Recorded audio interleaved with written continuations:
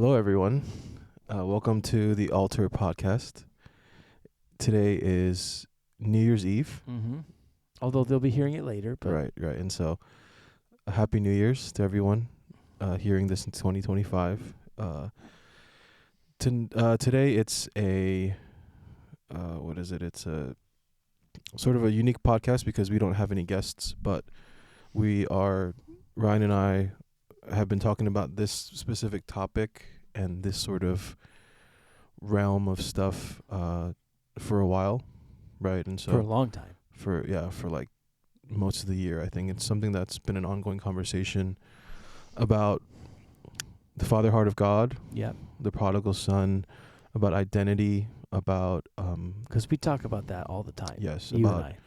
about fathering and mentoring Mm-hmm. and discipleship and covering and what that looks like practically and spiritually, what it looks like to actually be fathered, and Mhm. also even from a place of not having maybe been fathered Right. in certain ways in the natural, and Right. also then how God will take some of us, and as he sort of secures us and solidifies us as sons and as children, then he kind of begins this journey with us into becoming a father in the spirit. Mm-hmm. And so it's an honor to be It's here. good, always. It's exciting, and I'm just really grateful. I think you can't help but think about at the end of the year, you Yeah. look back on this year and a lot has happened. We've had a good year. A lot has happened. We've A done lot. a lot. You're Oh, right. my goodness. It Yeah. just even from January till every month there's been something. Yeah. And And at the altar, we moved out of the house yes. and over to Tennent Church. yes. Not by choice, but we kind of had to for space. But it's been God. maxed out capacity. Yeah. It wasn't really the plan, but God showed up. And that Tennent Church feels like home now, I feel like, for us. There's we're tapping into the wells Yes. there, Absolutely. and Jesus is being lifted up, and it's drawing all men.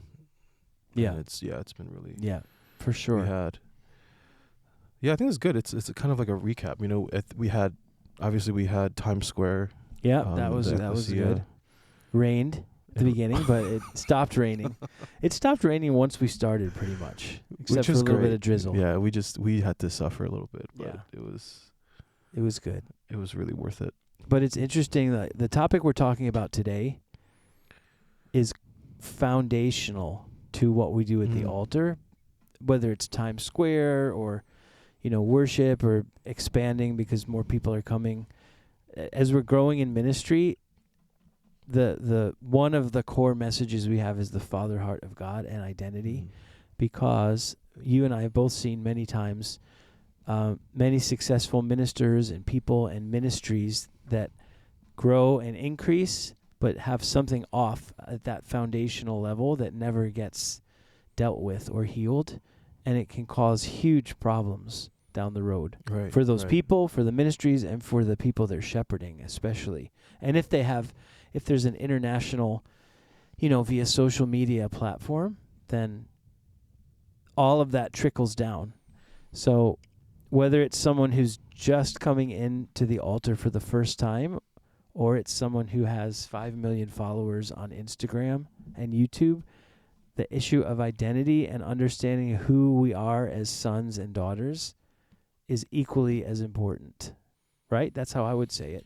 Yeah, I mean, I think if we were to trace back a lot of the sort of issues that come up in ministry, a lot of the areas where people have moral failure Mm-hmm. or where we struggle, I think a lot of it, you can point it to poor leadership or what have you. Mm-hmm. But I think a lot of it, as we've discussed and we've seen over many, many years, is that it always points back to some level of identity, and it always a lot of it has to do with that lack of fathering. Yeah, it does, for sure. And sonship, I think, and because the orphan, and we'll talk. I feel like we'll talk about it a lot today. Yeah.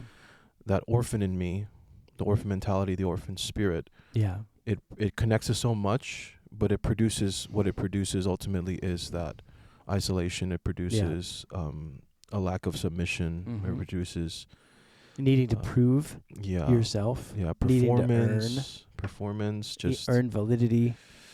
And you can also have, people can have different degrees of that. mhm. So there's some people, obviously, we know that have never dealt with any of that. Yes. Have huge amounts of wounding.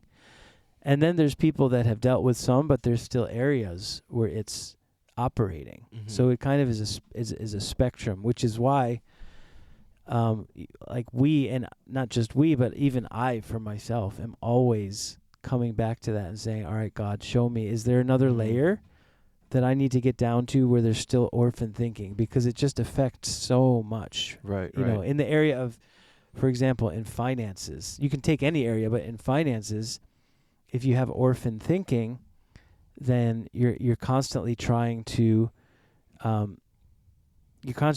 fight and earn, and so I'm all about hard work. No one's more about hard work than me, but there's a difference between working hard and fighting to earn and prove yourself. And mostly in finances, when that happens, people will usually not tithe. It's very hard to tithe and give out of an orphan place of living and thinking. Wow. Because it's just your whole mindset about it is wrong. Yeah, it's that scarcity. Yes, it's the lack. It's survival. Yeah, you don't understand that you have the blessing of the Father who literally created the galaxies, who's willing to give you everything you need and is going to do that, and you think you have to fight for it and get it yourself. So that's an example just in finances, but those mentalities trickle through every area of leadership. Because if we cannot trust God to open the doors, create the opportunities for us, guide us and lead us, right, then ultimately I'm always going to be there's a part of me that's always going to be on edge and always seeking and that opportunity, that open door, that platform, that thing that's going to satisfy or provide some sort of fulfillment to like my calling or to what I desire, my hopes and dreams. And I think that's the tough part, is that, like you said, a lot of this can go pretty under the radar. Yeah. Until it triggers it, something triggers it, and it comes out. Right. And so there's so much that we can talk about. I think one thing maybe how we can start off is maybe just share a little bit about our personal experiences when it comes to, and our personal journeys when it comes to the orphan spirit, and also then the Father heart of God, identity and sonship. And so if you want to, is there anything that sticks out to you? I could talk for hours about that for sure, because it's so much of my testimony. And I grew up in the church. I grew up as a pastor's son and the son of, so that my dad's a pastor, mom's a worship leader, so grew up in ministry my entire life, in church 10 times a week, every choir rehearsal, every service.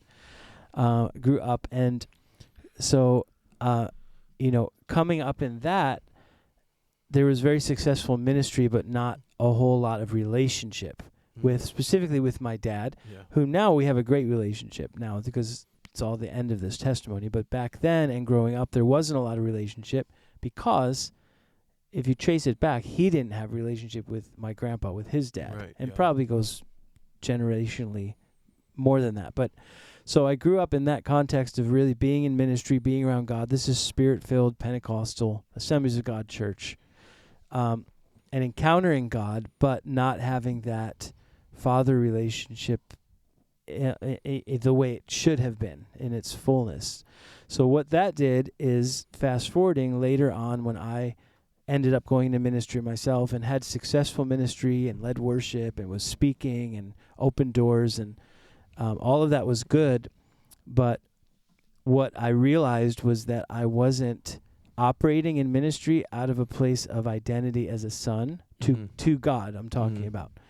And so what was flowing out of me was all flowing from a place of needing to earn approval of God in my ministry. So if I preached good and people responded, then the Father approved of me. If I led worship and the room blew up and everyone was like, that was amazing, then that was affirmation from people that I also attributed to or linked with affirmation from God as a son, saying, "Good job, son, in your ministry," because people responded. Mm-hmm. And all of that really came back to a place of me not being rooted and grounded in being a son of God, where if I never ministered, if I never did anything to please him Right. Yeah. at all ever again, I would still be a son and loved just as much.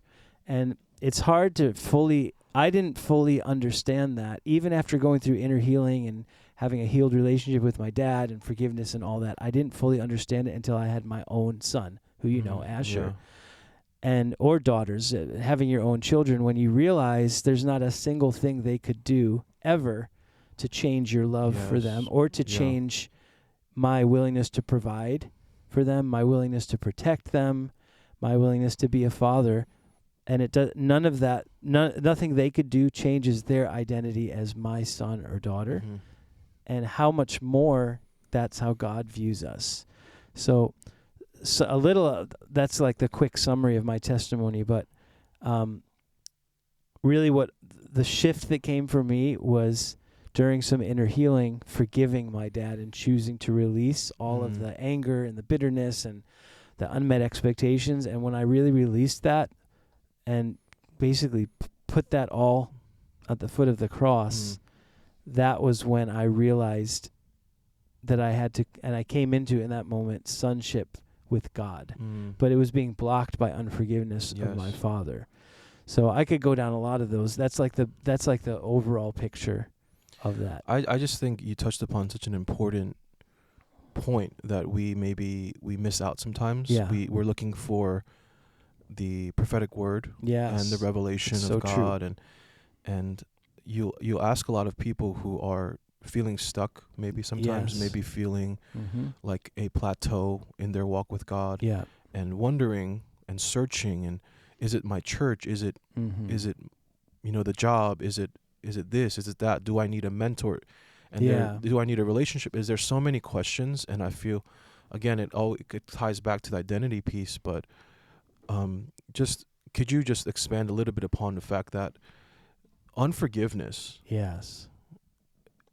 single-handedly is taking out like hordes and hordes of believers, absolutely, who are wondering and why and this, and they're searching, and they're and without, and then like people are just telling them, well, maybe you just need to pray, maybe you just need to go to that ministry school, maybe you just need to do this, maybe you just need to tithe, maybe whatever it do may more be. Exactly, which is back to that performing and earning. Exactly. And so, but that forgiveness is probably, it sounds so simple, almost too simple to be the secret solution to a lot of our issues, but a lot of it actually is, I feel like, comes back to that orphan. Absolutely. And the orphan is bitter. The orphan is forgotten. The orphan is isolated. The orphan is rejected. And abandoned in many ways. And so it gives actually a justification. Right. It's my right to hold on to this. For unforgiveness. Yes. But then God's invitation into forgiveness is like is a radical thing. Right. And some of everything you just said, we have to be careful about, because we wrap it in modern cultural language of things like boundaries. Yes. Which I'm all about. Like boundaries are a good thing. There's nothing wrong with boundaries, but when you cloak unforgiveness in language of boundaries, it's actually a really sly strategy of the enemy, specifically to this generation, because we talk about boundaries, and it's my right to respond this way because of what happened to me. So it's self-preservation. I'm gonna keep myself safe, but really what it is cloaked unforgiveness. And the thing about unforgiveness is, when there's if I have unforgiveness towards you, there's actually a hook, like a rope with two hooks in it. One hook is in you and one hook is in me. And so you are linked to that person. And we talk about soul ties and all other ways of that, but you're actually connected to that person. So now where you go, there's literally like a fish hook in me. Like when I take my kids fishing, inevitably somebody gets a fish hook stuck in their skin at least once. But there's so where you move, that hook and line is pulling me. Mm-hmm. And so your actions affect me even in deep soul places where I may not realize it. That's why, I know we're jumping all over the place, but that's another reason why, and one of the things I wanted to get into because it ties into the prodigal son, which we might get to eventually. But that's why comparison is such a huge part of this too, and especially in ministry, like comparison, because if you're hooked, I mean, talk about comparison and unforgiveness, but if you're hooked to someone, specifically if you're offended or have unforgiveness towards them, and there's comparison, then every time they excel, you're going to feel that hook rip your skin and pull you, and anything they do is going to. So, I don't know, there's a lot there. Well, like I said, we could talk about this stuff for a lot. Yeah, but I mean, it definitely gets deep. Yeah. So then a follow-up question to you're sharing about your testimony and just your journey with identity and with the Father's heart. Mm-hmm. So do you remember a specific moment or a specific season where God began to not only, obviously you became a father, and you had your own children, but then as an extension now in ministry and as a leader, as a pastor, as a spiritual father, did you see a point where God began to transition you into that place where you were now not just like, hey, big bro, but now also spiritual father? You're fathering people, you're absolutely pouring into them, you're doing life with them, you're coming alongside them and journeying with them. Did you remember? Do you have any examples? Yeah, I know exactly when it was, and it's linked to what we're talking about. I think I've told you some of this, but there was a point in ministry, and by the way, it was a lot earlier than I thought it would be. I was expecting this to happen 10 or 15 or even 20 years from now, but there was a point in my ministry where I began to be surrounded by a lot of younger worship leaders who were really, really good and really anointed and really talented and really gifted and really charismatic and had really good hearts, just great group of younger people. And I began to realize that I was subtly starting to operate in a way that I would try to keep them down because I was in charge. Like I was over all of them pastorally. So subtly, just in little ways, I had control over the schedule. I had control over who did what. In subtle ways, I was trying to keep them off the stage and put myself on more. And once I realized that was happening, I recognized that it was orphan stuff in me that I didn't even know was there. It was comparison that was triggering my actual self-worth. When what God was trying to do was not remove my ministry or take me off the stage or promote other people more. He was trying to shift me into a season where I could actually father them. And so instead of just me having my ministry on stage, I could actually pour into 10 other ministries and essentially be 10 times more exponentially effective. But I didn't see it like that. I saw it as if I don't hold on, if I don't keep them down, if I don't fight more, then I'm going to lose my position.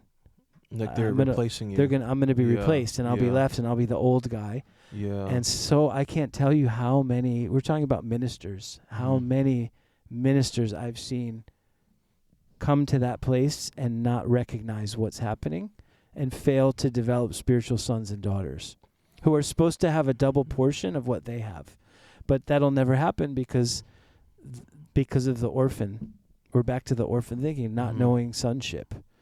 So that was the moment when that happened for me, and it was hard. I had to work through it. I had to go back to inner healing and peel off that onion layer and figure out what was going on and deal with those orphan things. But once I did, that is the time in my ministry that I can look back and say I stepped into spiritual fathering. Wow. Yeah, because if you become a father, then you don't even step into the ring with anybody. Right. There's no room for competition or fighting. Comparison. Right. There's no room for one-upsmanship. Right. There's no he's getting ahead of me. Zero. It's none of that. It's because you're confident in, first of all, again, sonship. He's my father. This is the season he's brought me into. This is the calling. This is the sphere or the metron. This is where I'm supposed to be and what I'm supposed to be doing, and it's from him. So I don't have to fight for it. I just have to step into it and trust that even if there are people whose ministry seems to be going farther than mine, I am settled in sonship and in my identity and my assignment, and it's for the kingdom. Yes. You know, Freely give, freely yes, receive. exactly. And if we know our place in ministry, that it's not, or we're being replaced, or we're being forgotten, right? that when that season shift comes, it's easy. Right. It's almost like not a begrudgingly, No. okay, God, like, let me pass, because it's not even a passing of the baton, essentially. No. It's just, it's you shifting into the next season. Yeah. And I'm telling you, right in that moment, there was more authority. I walked in, Yes. more peace, more joy. Now, it was also more challenging and stretching, but there was a grace for it. And specifically, again, there was just more authority. I would begin speaking into the people's lives that I'm fathering, and just speak with authority and clarity and hear the Holy Spirit, because it was the right season that I was in. I responded rightly, instead of saying, I'm going to hold on to this and it's all about me. It's all about my ministry. They can all serve me. It's kind of the pyramid structure, right? Yeah, I'm at the top. Great, spiritual sons and daughters, come on. You can all serve me as I lead, as I'm on the platform. Instead of saying, I'll serve you. That's really what it is. It's really, as a father, saying, now I'm going to give my ministry to serving you all, to see you become who you're supposed to be in the double portion. That doesn't give you a pass to just, you've got to do your work too. Honor, in your honor calling, is important, yeah. But I'm saying it doesn't mean like now you're set for the rest of your life in double portion. Like you have your work ahead of you, but I'm going to undergird you instead of keeping you down. I'm going to remove myself, even if it has to happen that way, from the platform, to give you more so you can go twice as far. That's really what fathering is, and it's hard. I would actually say it's impossible with undealt with areas of orphan spirit operating in you. I don't think it's possible to fully step into fathering. I agree, because at some point it's always going to come down to the point where there is a moment where it triggers a feeling even threatened. Yes, absolutely. And I felt that. There was like a 3-month period where I was just walking around feeling depressed and triggered and angered. And I was thinking, like, Lord, what is this all about? What's going on? I couldn't figure it out. Like self-conscious. All of it. And I was like, I didn't want to be on stage. I felt like I didn't have anything to give. And man, the enemy is ready to just jump on you in that place and say, if you don't, he'll tell you the problem is that everyone's trying to take your platform and it's an attack. So you better go get it back. You better fight harder. You better try harder. You better perform more. And then you're in this vicious cycle that he wants you in. So. And then the Lord's invitation is always like the opposite, which is open hands. Yes. In every season. Like yieldedness, dependency, surrender. Right. And again, like what you were talking about, Jesus came to serve, not to be served. Right. And so it's that model of the kingdom of the upside down. Absolutely. The opposite and backwards. the backward, And so I think for me, it's been an interesting journey similar to yours. Yeah. I grew up with both parents, but immigrant parents, immigrated from South Korea. Yeah. And so I think I grew up in church, but a lot of it was more, I would say, and people maybe from immigrant backgrounds would understand, is that when you come to a new country, you don't speak the language, you don't understand, there's a period of assimilating and adapting. Yeah. Is that church actually becomes more of a safe haven, like for socially, like culturally. You're finding your own people that speak your language. You guys cook the same food, have the same culture. And so I feel like sometimes in those communities, the culture actually takes precedence over actual faith and biblical truth. And then it gets weird. It can get weird because it kind of becomes this mixture of like tradition and culture. And some of that stuff that you learn and adopt, it ends up not even being like from the Bible and really just godly. And so I think I grew up in church, but there was not necessarily a history of faith and a history with God that's necessarily passed down in my family. And and then this is a side note, but if you were to trace back the history of Korea coming to a knowing, like a knowledge of God, Yeah. the God of the Bible, it actually hasn't been a very long time. Yeah. Maybe a few generations. Yeah. It's where like American missionaries, people like Hudson Taylor, went over Korean War, and there was an outbreak of the gospel, Yeah. and it spread like wildfire, but it wasn't. It hasn't been a long time. Yeah. And so I think in a lot of ways, not necessarily coming from a deep, rich Christian background for me was interesting, because then I just more adopted the Korean culture, the Korean Christian culture, which is more like filial piety. It is honor, but it's almost like an exaggeration of honor, like of your elders. Yeah, and you've talked to me a little about that submission, and I think within Korean culture there there is a level, and as immigrants, is a level of survival. There's a level of that lack and scarcity. There is, and then even mixing that, that's hard enough, but then mixing that is performance culture. There's a shame-based culture. Interesting.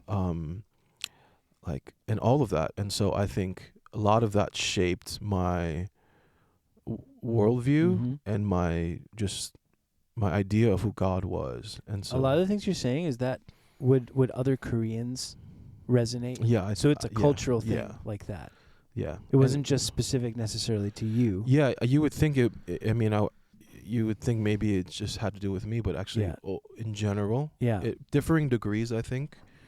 But I think a lot of that, and my parents are a little bit older for my age, and so, you come from war, you come from oppression, you come from like things like that. Yeah, it really is just a lot of survival. Yeah, and so there's not a lot of time for love and kindness, and you just gotta like figure it out.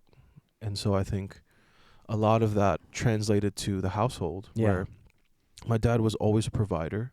He worked so hard, and now that I'm a little bit older, I can be grateful for that. Yeah. At the same time, accept where there was lack and where we suffered at times, and we were affected by those things. And so, I think for me, the idea that God would love me, that'd be proud of me, that He'd desire a relationship with me, was very foreign to me. Interesting. Because it was almost like, no, I just had to submit to Him, and it's similar to what you said. I had to prove myself to Him. Right. But if I ever made a mistake, or if I ever did wrong, or if I sinned, then I would be out of, His good graces. Yeah. I would be in trouble. I would need discipline and like punish. Really, it's more punishment. Yeah. Yeah. And so God to me was more of a punitive God. It was God was, was always kind of looking at me, waiting for me to make a mistake. And, and so a lot of that then shapes like who God is. If God isn't a father at that point, and if He is, then He's not really a great father. Right. And so I think that journey, as I got older, I had to really face the reality that God places us in our families for a purpose. Right. And because for a long time I actually even would pray like, or ask, why did you put me in this family, and why this and that, and and then you would compare. But eventually you get to understand like there's a great gratitude and a thankfulness to family. Yeah. And ultimately he had to help me realize was that God is really not like our parents, right, in many ways. But it's so interesting how we associate the two. Everybody does that. You take the image of your parents and the imprint of your parents and put that on God. Yeah, absolutely. We all do that. Yeah, and so that kind of started the journey of sonship. Yes. And when did that start, and how did that start? Because you were in ministry also at a younger age. Yes. So because you're a really gifted worship leader, and that was from a young age. Yeah. People recognized that and gave you platform. Yeah. I don't know how young, but so I was young. It was like 17, 18, I would say, that I felt not only called to ministry, but then I was given these opportunities. Yeah. And that was the unfortunate part too. I think that's where we see the lack of fathering too. Yeah. Is that we'll see a gift. We'll see Mhm. someone with talent, Yes. and then just kind of fast track them. It's almost the opposite of what I was saying with my story, because I was tempted to keep people Mhm. down. The opposite end of the spectrum is no better, where you just throw people out into ministry or on stage. Yeah, because if the leaders aren't fathers, Yes. then they're more just like talent scouts, Right. Woof. Oh, we could do a whole thing on that, trying to put on because the there's best. a lot of that. Exactly. right Trying now. to put on the best Mm-hmm. production, trying to put on the Yeah. best performance. And if there's money involved, like if Yes. that's feeding a machine of bringing in finances, whatever, or if it's a business model, it's even worse, because that's what fuels the whole thing then. So it pushes us away from fathering exactly. and encourages us to produce. Because it then at that point it has to do with like marketability Right. and not hiddenness, Right. which is what God desires for all of us. Right. Which is a lot of the problem with the modern worship movement. Yes. When it goes that direction. And then it becomes like, I would say it becomes more like jesters Yeah. Right. and not priesthood. Right. I feel like that's where Right. we put on a show Mm-hmm. and we make people Come and feel entertain good. me. Yeah. And whoever entertains the best gets the favor and gets the promotion. Yeah. And so I Yeah. think for me, I was put on so quick Mm-hmm. and trusted with too much. Yeah. And at the time, I didn't understand it, but I was in it. Yeah. So I accepted the fact that was, I guess this is the reality, Yeah. is that, I'm gifted. Right. And so it was tough because there was a part of me, I remember I would always be torn because there's a part of me that enjoyed it. Mm-hmm. Because I got it a lot of times when you have a gift, when we get certain perks Yeah. and we get a pass Yeah. for a lot of things. Right. Whereas because Jay looks so, I don't know, mature and holy Mm-hmm. and well put together on stage, Yeah. he mustn't have really any issues Right. behind the scenes or Right. at home or personal sin or struggle or addiction, whatever. Right. And so, yeah, so that no one would really touch you Right. or try to address anything or correct you. And so then we're put on this pedestal. Right. But then a part of me also felt, but I'm so young and I'm just so lacking. Yeah. At times I would see my immaturity. Yeah. I would see my inability to address and like answer questions and like address like problems that would arise like Mhm. in worship teams or Yeah. relationally with people. Like Yeah. I don't know how to address it because I'm only 18, 19, 20, Yeah. 21. Yeah. Yet people wouldn't care about that stuff as much because of what I would bring like on the exterior Right. and Right. in public. Right. And so I feel like that's such an important part of what we're seeing now. Yeah. Is that if it had not been for fathers, if it had Right. not been for fathers and mothers, if it had not been for certain people that Mm-hmm. for whatever reason they cared enough, actually, Yeah. I see it as Yeah. that. Not that they were bitter, Right. not that they were trying to put me in my place or Right. prove something to me, but they cared enough. Mm-hmm. They carried the heart of God enough to tell me the truth. Right. And to be like, you're on a trajectory and a path Mm-hmm. for your own destruction. Right. That you're going to burn out Mm-hmm. in your 20s. Yeah. You're going to grow bitter towards the church and you're going to walk away Yeah. if you keep at this Right. in this way. Right. Hidden, lone wolf by yourself. You know, Yeah. your personality on stage is different than how you actually live your life. Right. Right. And all of these things, had certain people addressed it, I would have just kept going. Yeah. I think I would have just kept submitting to the people that were telling me what I wanted to hear. Right. And we're like, yeah, you're great, you're great, you're great, you're great. Mm-hmm. We need you, we love you. But eventually that will come to an end. Like it may go on years and years, and you may excel and increase, and eventually that train stops. Yeah. And the only question is when, because it's not based in rootedness and groundedness. Mm-hmm. And so and it's not the way. I love what my friend Jamie Fitt talks about, power versus authority. Mhm. So if you keep operating in power but trying to get to authority, you'll be frustrated Mm. in the end. Yeah. So And so I think for me, that's what really changed Yeah. my life, was the fact that people stepped in, told me the truth, and then at one point I was given the responsibility to have leadership over a big worship team. Yeah. And I thank God now, because for whatever reason, I was able to make the decision to actually not take the role Yeah. and say, hey, I'm not ready. Yeah. Hey, I actually need to learn. I actually Yeah. need to. There are things in my life that are very broken, Yeah. and I need to grow, and I Yeah. need to. And so, if not for that, then I don't know where I'd be, Yeah. honestly. Yeah. And so, and it's and then as I've been I'm still young, I would say in generally, but it was an interesting thing because I'm not married, Yeah. and maybe you can sort of testify or like speak Mhm. into this, because you've known me now for about 4 years, Yeah. and we've been in a relationship, and so I'm not married. I don't have children of my own. Yeah.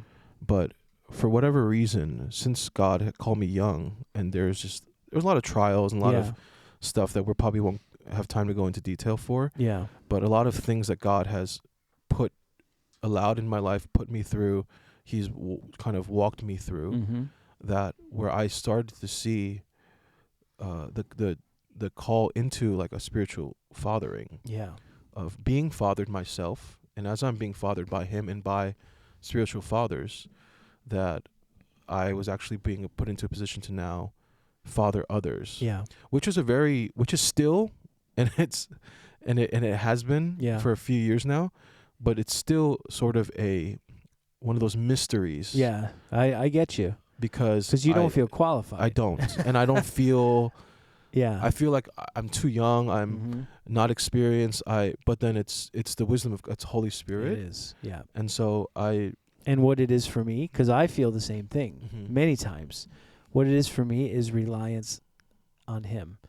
It's in my weakness, his strength is made perfect. That scripture we all know, but we never want to be weak enough to let that happen. If it were my choice, I'd want to be completely ready to father everybody and have every answer and feel good about it. But then it's me. It's my strength. So, which also ties into everything we're talking about today. Yeah. So then, I want to just ask your perspective then. Yeah. Because it's one thing for me to share that. Yeah. And to feel that. I mean, it's at some point, it's undeniably, it is God. Yeah. Because he's bringing all of these younger guys in my life. Right. Alongside me that that are seeking, that are asking these questions, are experiencing a lot of the same things that I've experienced in the place of fathering, orphan, identity, right, their manhood, sonship, and God is allowing moments for me to be able to speak into their life and walk with them and sort of illuminate things and sort of coach them even. Sure. And I've just been doing my best to be faithful. Yeah. But I guess I would want to ask you, in your perspective, as someone who is my mentor, who has become a spiritual father to me in a lot of these ways, what do you think, what do you see in me? And maybe I'm being selfish by asking this on the podcast, but like, I want to, I guess. You want the world to know the answer. No. I'm just kidding. I want to hear your perspective on what you see of me. Yeah. As to, I don't know. I don't know what I'm specifically trying to ask, but I think you kind of understand. Yeah. Well, I think, for one thing, what I see in you is a lot of humility, and always. So you're interesting because you're a really strong person. Like, you're very opinionated. Yeah. Like, if you have a thought or even a sense of something, you're going to come out and say it. Yeah. And whether people get offended or not, well, that's just it. So you're very strong and uncompromising in a good way, but yet you're also very, very, very humble. And you're the first to speak your mind, but you're also the first to say, I don't know. I'm not sure. I don't know. And so I think that is a perfect. I also think, so that's attributes, but I think you're wired pastorally very, very, very, very strongly. Yeah. I'm sure you've been told that your whole life, like that, or by many, maybe not, but you're very strongly pastorally wired and also apostolically wired. So I think you have the ability to see what needs to be built and build it, but also to strongly pastor people in that. And so all of that to say, I think those two things that you have are God's design for who you're wired to be. Mm-hmm. And because you have both of those things, they set you up to not need to have it all figured out before you enter the situation. Yeah. If that makes sense. Yes. I'm actually way more concerned about people who have one of those without the other, because on one side you have super strongly opinionated people who have no humility and they hurt people because they come in strong and speak their mind. And the other side you have super humble people who won't speak truth. Yes. And so those things in tension really balance you, but it allows the Lord, I think, to really use you in people's lives. It's a really unique gift. Oh, wow. I've never actually... And now the world knows. Okay, Everyone I'm who so listens. glad I asked because... But it's true. It's very, I don't know if I've ever heard it presented that way. I don't see both of those in a lot of people equally balanced. Usually it's either one super strong and none of the other, or just off balance. But it's very unique. You're kind of a conundrum in that. You're like a mystery wrapped in an enigma. Wow. But I think because you're wired that way, but also because I've seen you many times say, Lord, I'm not qualified for this, but I'm going to say yes. Just tell me what to do. That humility kicks in. And so that's some of what I think. I think it's a really good balance and model that you got from someone who's mentoring you. There's no other way around. I mean, it's like you didn't ask for this, but I feel like I have to also make it clear that I think we are also, obviously it is the Lord, but there we are sort of the product of the different people that have had a place in our life and have spoken in different moments and stuff. And I can confidently say that I would not be here where I'm at without you, to be honest. And it's like that means a lot. Because it's the humility. Yeah. It is the years and years and years of where people are spending so much time with their resume and laying out their accolades and their experiences and we've talked about this too, where sometimes in humility and in hiddenness and not self-promoting, we can get a pass. We can sort of be overlooked at times. Yeah, for sure. Sort of not be the strongest candidate to some, because we don't pass necessarily the eye test at times. Right. And all of those things, yet it's like this unwavering, unshakable thing that you have with God. Yeah. That stuff doesn't really matter. It doesn't matter anymore. It sort of passes away, and it's not. But I'm telling you, all that stuff you're saying, when you're talking about me, and it all comes back to sonship. Yes. Because in those moments, which there have been a lot, and some, you don't know nearly all.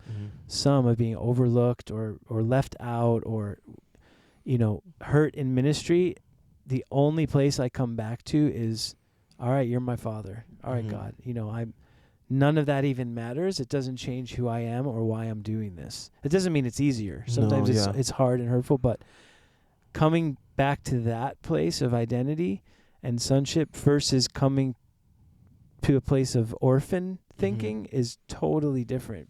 Because I would be hurt and overlooked in the past before I dealt with this orphan stuff, and I would end up coming back to an orphan place, which would make me fight harder to make sure that never happened again. Yeah. I'm never going to be overlooked again. So I've got to perform more. I've got to fight harder. I've got to get more followers. I've got to market myself more. It all leads down that road. But when it's sonship, you're just like, all right, God, I'm your son. You have all things for me. You have a ministry. You have an assignment. You have my finances. Yeah. It's all yours, and I'm your son. And again, understanding with my own kids how I would give everything I have to them, every cent I have, to protect them, to make sure they're provided for, gives you that perspective. So in all that to say, in the seasons where it's hard and you get overlooked, it's interesting because walking in sonship and humility will get you more overlooked. Yeah. It makes you more overlooked, which means you have to go deeper into sonship. Yes.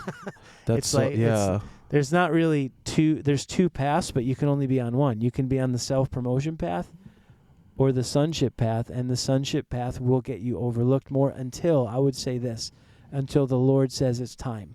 Yeah. It's time now for you to be promoted, and everyone's going to see.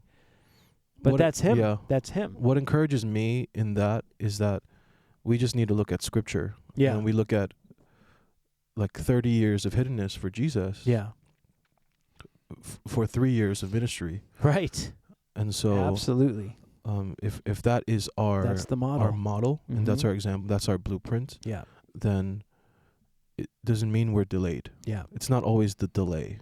It's not Right. always like, and I'm not trying to like throw shade on anybody. It's not, but it's not always God is going to restore the years that the locusts have stolen. Right. Sometimes it's the Lord that keeps us hidden for years. Right. It's not that the enemy tried to steal Right. those things, and we were supposed to be ahead already, and we Right. were supposed to have already gotten those things and achieved those things already. And then in Jesus' ministry, 30 years hidden, 3 years of ministry, in his 3 years of ministry, he still submitted to the Father against his own will. Going to the cross. Yes. Sweating blood, asking for it to change. He still, even when he finally arrived, quote unquote, and was released into ministry, it wasn't about him.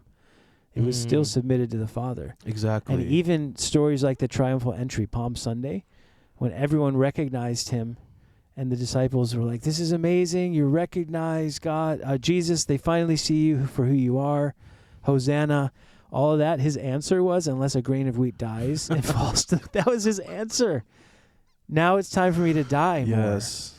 So that's what I mean, that there's not, you can't do both paths. No. You can't be in hiddenness and in sonship until you're promoted and then jump to self-promotion. And stardom.